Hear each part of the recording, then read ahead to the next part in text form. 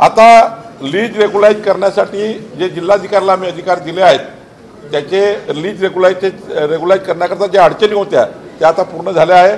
मला वाटतं 7 तारखेला माझी याची बैठक आहे लीजचं रेग्युलाइज करण्याच्या, त्या बैठकीमध्ये हा निर्णय करू, कारण लीज रेग्युलाइज करणे ही जनतेची जबाबदारी आहे।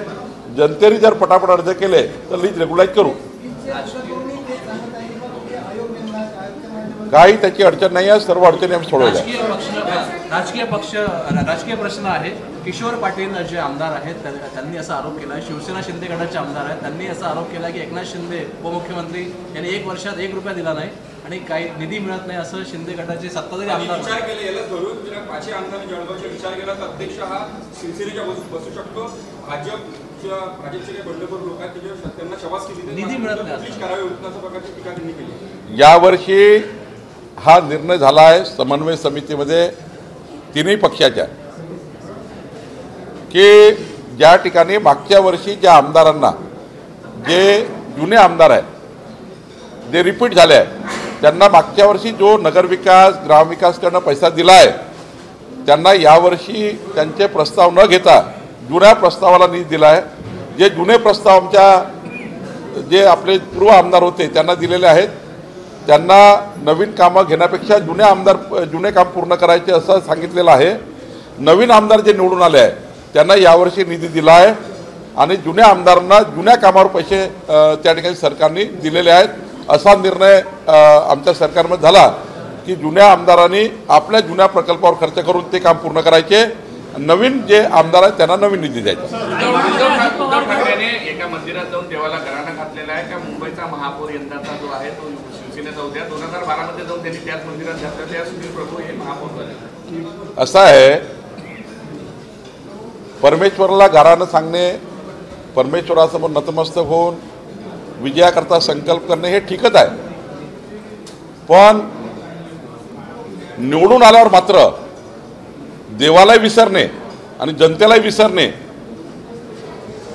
ही पद्धती योग्य नाही। उद्धव ठाकरे नेमके निवडून आल्यानंतर देवालाही विसरतात आणि जनतेलाही विसरतात। 40 वर्ष महानगरपालिकेला सरकार होती, महापौर तुमचा होता, तेव्हा तुम्ही लोकांना विसरले आणि एवढंच काय, गणेशजीच्या स्थापनेच्या वेळी गणेश मंडळांना त्रास देण्याचे कार्य, कोरोनाच्या काळामध्ये गणपती किती फुटाचा ठेवायचा म्हणजे तो 2 फुटाचा ठेवायचा 3 फुटाचा ठेवायचा इथपर्यंत तुमचं सरकार गेलं, म्हणजे मग देवालाही सोडायचं नाही, निवडून आल्यावर जनतेलाही सोडायचं नाही। धार्मिक व्यवस्थेबद्दल तुम्ही त्या ठिकाणी ज्या कारवाया केल्या त्या कारवाया महाराष्ट्राच्या जनतेला माहिती आहे। देव धर्म देशाकरता जे कार्य उभं झालं होतं ते कार्य उद्ध्वस्त करण्याचं काम उद्धव ठाकरेंनी केलं आणि जेव्हा जनतेने निवडून दिलं तेव्हा जनतेला उद्ध्वस्त कार्य करण्याचं काम केलं। म्हणजे निवडून याच्या वेळी देवाला घराणं घालायचं आणि निवडून आल्यावर मात्र लोकशाहीला काळीमा फासणारे कामं करायचे, देव देशाकरता केलेले कार्य त्या ठिकाणी तोडायचे, हे काम उद्धव ठाकरेंनी केलं आहे। त्यामुळे आता परमेश्वर किती ऐकेल मला माहीत नाही, पण मला हे निश्चित माहीत आहे 51% मतं घेऊन महायुती मुंबई महापौर आणि महाराष्ट्राच्या सर्व निवडणुका जिंकणार आहे। 40 वर्ष महापौर दिला ना मुंबईच्या जनतेने, तुम्ही विसरले जनतेला, तुम्ही देवालाही विसरले, देवस्थानं त्या ठिकाणी तोडून टाकले।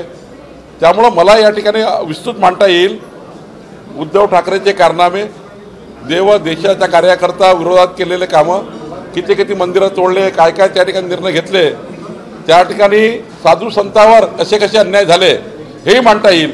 पण मला असं वाटतं आता तो वेळ नाही आहे, योग्य वेळी मांडू, पण निश्चितपणे निवडून आल्यावर उद्धव ठाकरेजींनी धर्माच्या विरुद्ध काम केलं आणि जनतेच्या विरुद्ध काम केलं।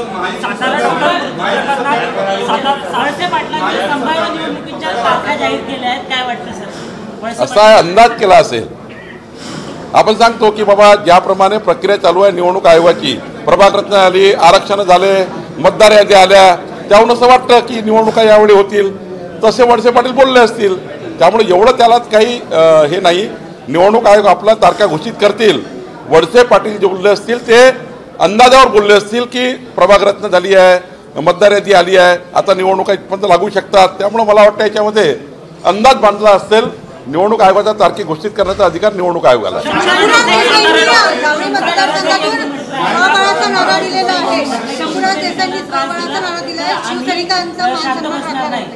असा इशारा असा आहे, कोणीच असा आहे, त्यांनी त्यांच्या पक्षाची भूमिका मांडली आहे. खरं आहे, शिवसैनिकाला कोणी त्रास दिला तर शंभूराजे काही झोपा काढतील का? ते तर कारवाई करतीलच. शेवटी त्यांचा पक्ष त्यांना सांभाळायचा आहे. शंभूराजेचं म्हणणं असं आहे की बाबा शिवसैनिकाला त्रास झाला तर आम्ही सोडणार नाही. बरोबर आहे, ते शिवसैनिकाला त्रास होईल आणि ते झोपाचोडी काढतील. भाजपला त्रास होतील तर मी झोपाचोडी काढेल. शेवटी आपापला पक्षाला मजबूत करणे आपली जबाबदारी आहे. आत्महत्या प्रकरणात अंधारे यांनी म्हटलं आहे की एसआयटी नेमली नाही, देखरेखीसाठी माणूस नेमला आहे. अंधारे यांची अंधारांना त्या ठिकाणी आमचे प्रवक्ते बोलतील. महायुती सरकारने पत्रकार महामंडळाची घोषणा केली होती, तर या विधानसभा अधिवेशनात हिवाळी अधिवेशनात त्यांची नियुक्ती काय पत्रकार विकास महामंडळाची नियुक्ती देईल का या अधिवेशनात? मी जरा तपासून घेतो काय काय परिस्थिती आहे, नंतर बोलतो. बेता पिंपळाचा विकास काँग्रेसनेच केला आहे असे खासदार श्यामकुमार बर्वे यांनी प्रतिक्रिया दिलेली आहे. आता कुठं 1.5 वर्षापूर्वी निवडून आलाय श्यामकुमार बर्वे. बेसा बेलतरोडीचा विकास मागच्या 32 वर्षापासून सुरू आहे. त्यांना माहिती नाही बेसा बेलतरोडीच्या गल्ल्या. मागच्या 25 वर्षापासून मी आमदार आहे. त्यामुळं त्यांनी जरा 1.5 वर्षात काय केलं हे सांगितलं पाहिजे. 25 वर्षाच्या बेसा बेलतरोडीच्या विकास गाथेवर जरा चर्चासत्र घेतलं ना तर त्यांना माहिती नाही कुठली गल्ली, कुठला रस्ता, कुठलं पाणी, कुठलं काय. बेसा बेलतरोडीचा विकास हा सर्वश्रुत आहे. तो भारतीय जनता पार्टीनेच केला आहे. खडी न खडी, रस्ता न रस्ता, पोल न पोल, पाणी न पाणी त्या गावाला भारतीय जनता पार्टीच्या सरकारने पोहोचवले आहे. श्यामकुमार बर्वे आता 1.5 वर्षाला निवडून आले. त्यांना काही माहिती नाही, ते जरा राजकीय बोलत आहेत. महासचिव दत्तात्रेय होसबले ने कहा है कि केंद्र सरकार को देश में बढ़ते जनसंख्या असंतुलन को रोकने के लिए जल्दी से एक ठोस जनसंख्या नीति बनानी चाहिए.